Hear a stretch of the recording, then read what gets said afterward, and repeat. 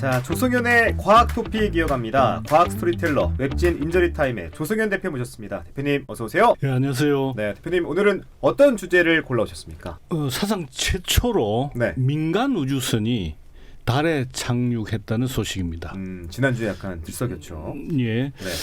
그 민간 우주기업 인투이티브 머신스라고, 인투이티브 하면 특별한 뜻은 없는데 그 영감, 직감 뭐 이런 말이 있잖아요. 네. 이제 머신스는 기계인데 하여간 기계에 영감을 불어넣는다 이런 뜻인가 봅니다.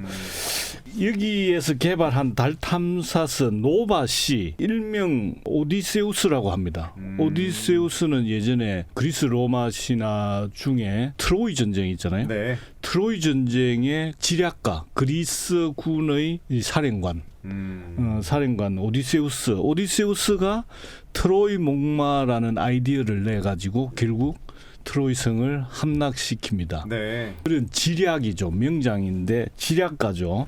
이제 그 이름을 딴 탐사선이 이제 미국 시간 동부 시간으로 22일 오전 1시니까 한국 시간으로는 23일 오전 8시 23분에 달의 남극 근처에 네. 말라프트 A라는 분화구가 있습니다. 그 분화구에 착륙하는 데 성공했습니다. 네. 남극점으로부터는 한 300km 정도 떨어졌답니다.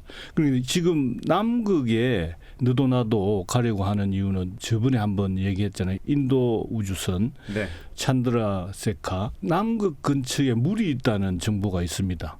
그래서 물이 있으면 여러모로 그 기지를 건설하고 에너지를 얻고 차후에 화성을 가는 준비를 하는데 아주 유리할 수 있기 때문에 네.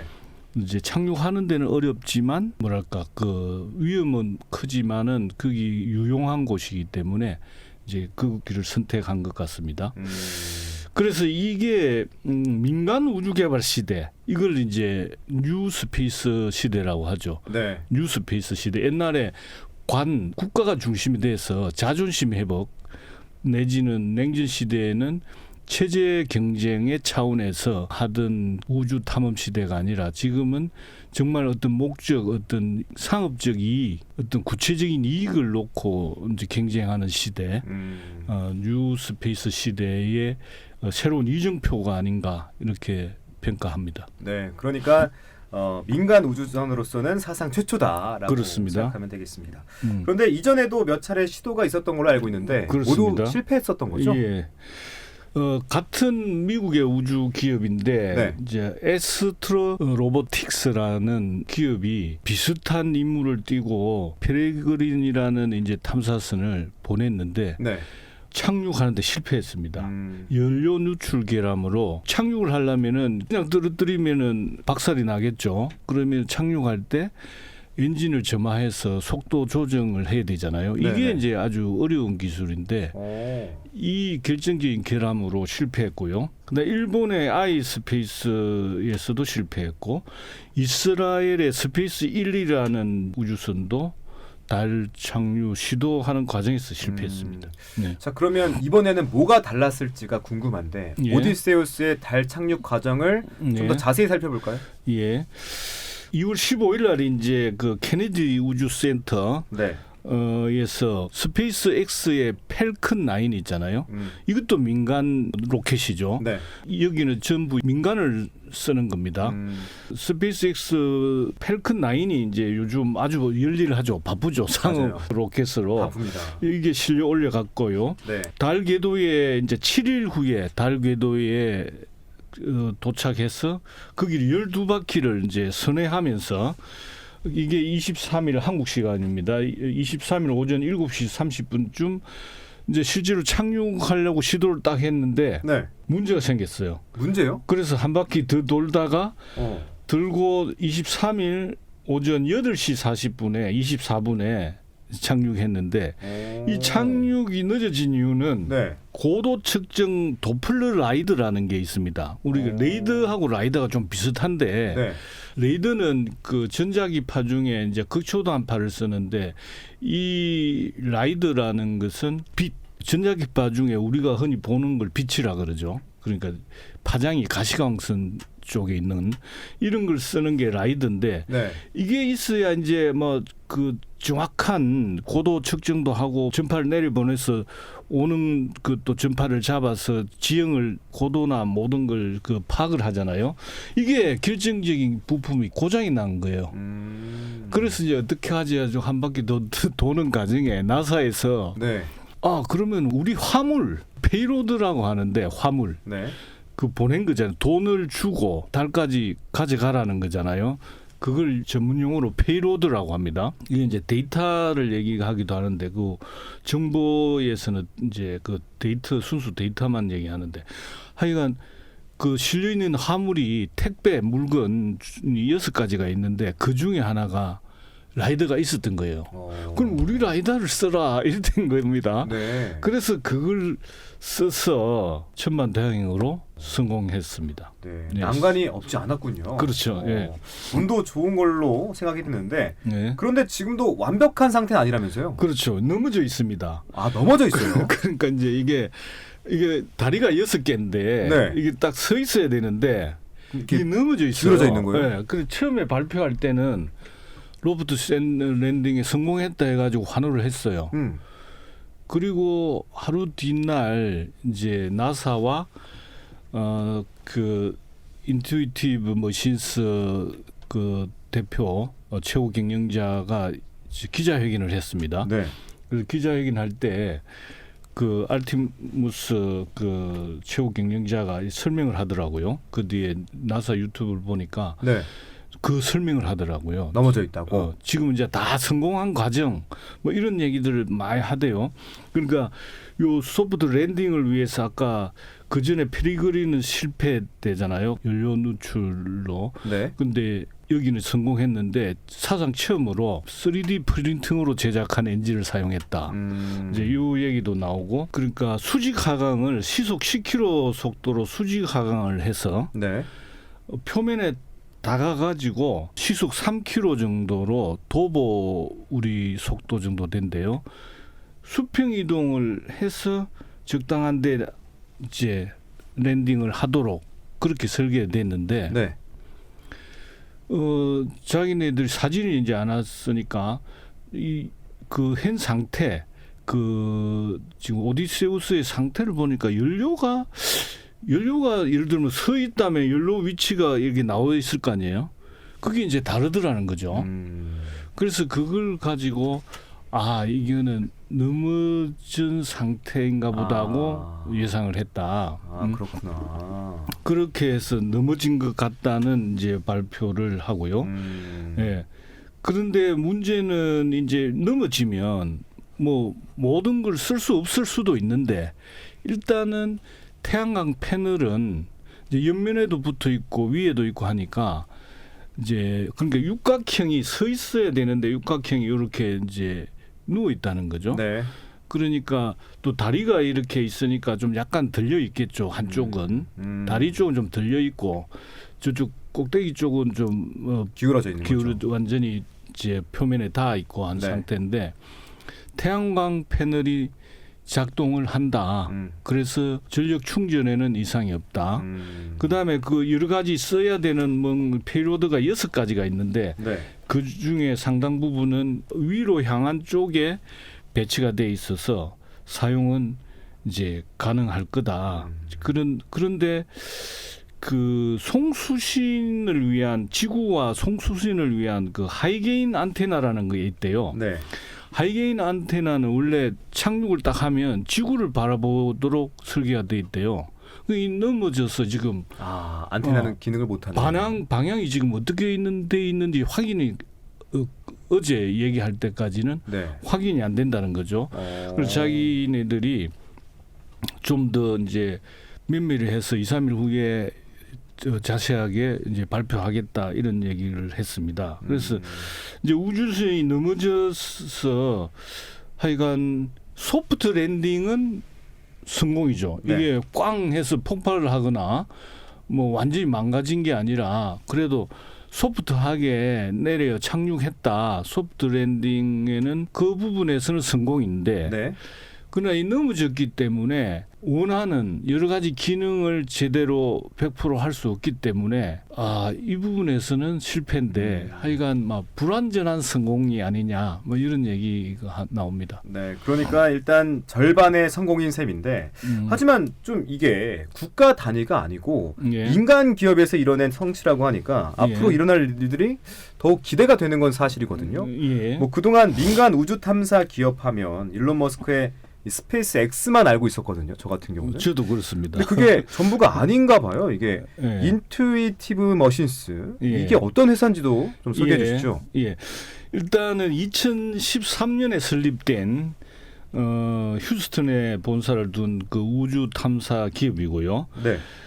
스티븐 알테무스 등 이제 3인에 의해서 설립됐고 요 어떤 주력 서비스는 달 표면 접근, 그다음에 달 궤도에 뭘 올려놓는다든지 위성을 올려놓을 수도 있잖아요. 네. 또 달의 어떤 데이터베이스에 구축하거나 그리고 달에서 어떤 통신, 여기서 달과의 통신을 위해서 달에 어떻게 뭐 심어 놓을 수도 있잖아요. 네. 이분처럼 이제 우주인이 가서 로봇가 뭔가를 딱 심어 놓을 수도 있겠죠. 그런 서비스가 주력 서비스고요. 그런데 처음에 태어날 때는 정확하게 어떤 목적으로 설립이 됐는지는 알 수는 없으나 지금은 이제 나사가 네. 아르테미스 미션을 수행 중이잖아요. 네. 이 미션을 보면은 가장 중요한 것이 달에 인간을 정착시키는 거예요. 물론 일반 시민은 아니겠죠. 연구원들은 최소한 달에서 거주해서 탐사 활동을 벌이고 뭔가 우주 기지를 건설하는 이 정도까지 하는 게 미션 1이고 네. 두 번째는 그걸 바탕으로 화성을 탐사하는 기반을 닦는다는 거거든요.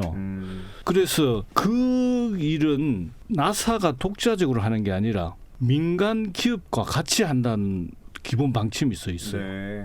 그래서 웬만한 거는 자기네들이 하지만 또 다른 중요한 것들도 민간 기업에 아예 맡겨가지고 너네들이 해라. 위탁. 돈은 주겠죠. 그렇게 하는 그 방침인데 스페이스 X 같은 경우에는 주로 이제 로켓, 그러니까 발사체 부분은 주로 이제 스페이스 X 걸 많이 쓰거든요. 네. 그다음에 이런 이제 우주에 달에 착륙을 하는 탐사선은 지금 여기에 맡긴 거죠.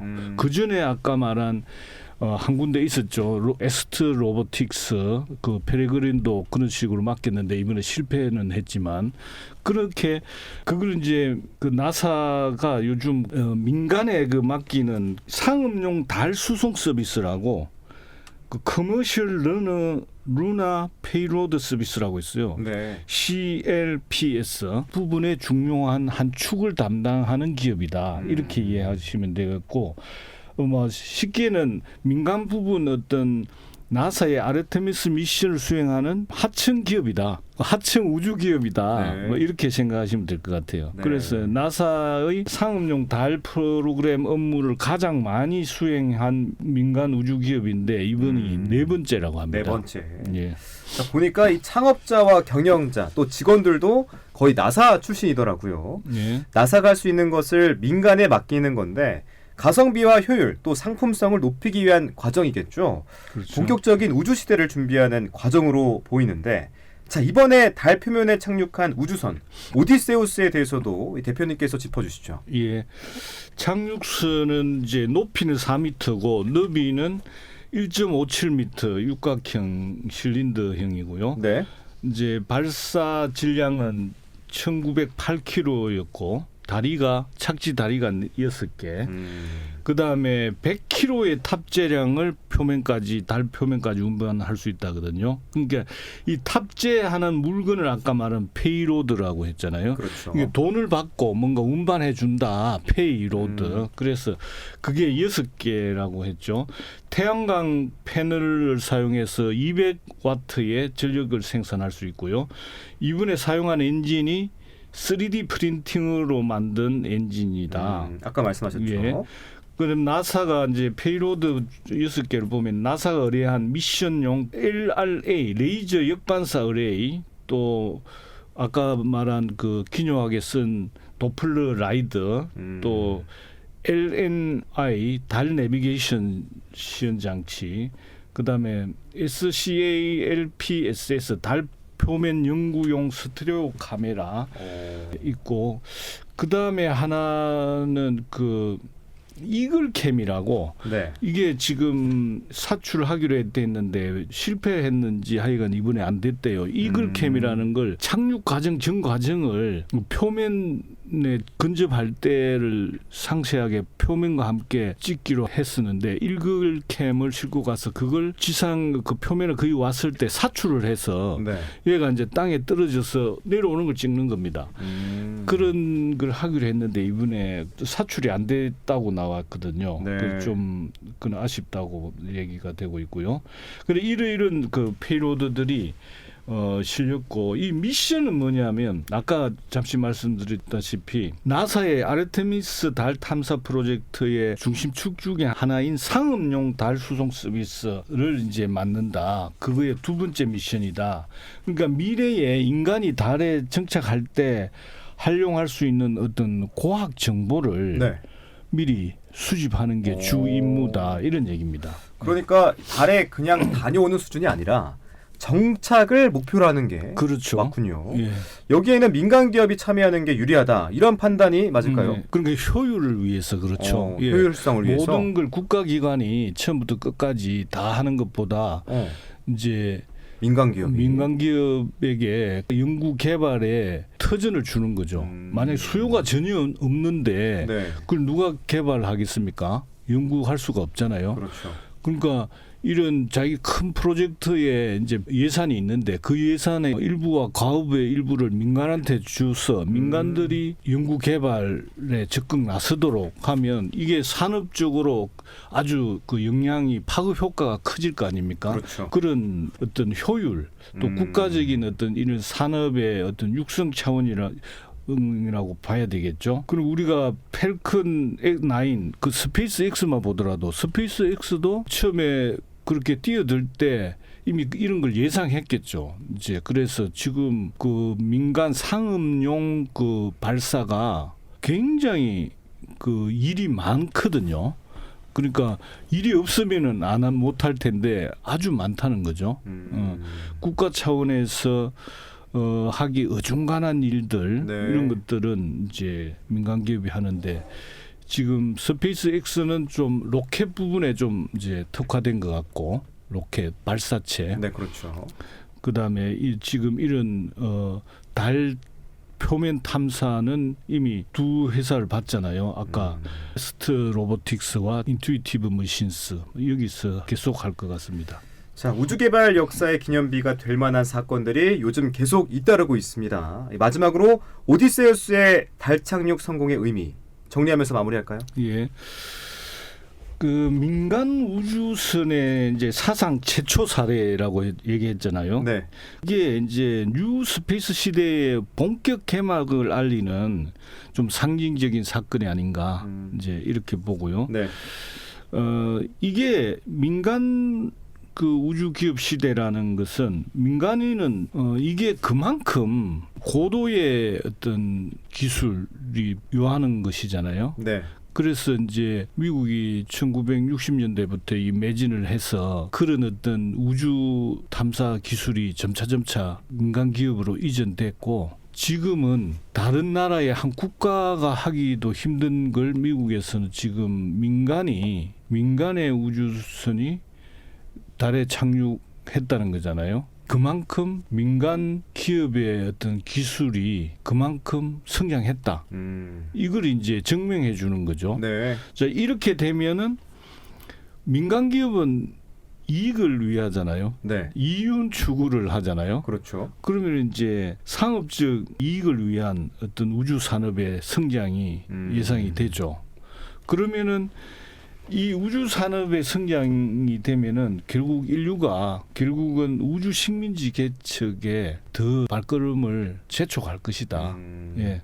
그리고 우주 식민지 개척을 이제 촉진하게 되겠죠. 자, 뉴 스페이스 시대 우주 개발의 주체가 정부에서 민간으로 넘어가는 지금 상황을 묘사한 표현인데 우리나라도 이 흐름에서 예외가 될 수 없겠죠. 우주 산업의 존재감을 키우고 기업들이 자생할 수 있는 생태계도 만들어야 하고 할 일이 많습니다. 스페이스X, 인투이티브 머신스 버금가는 대한민국 우주 기업이 등장할 날을 기대하면서 오늘은 여기서 마무리하겠습니다. 지금까지 조승현의 과학토픽이었습니다. 대표님 오늘 말씀 고맙습니다. 예, 감사합니다.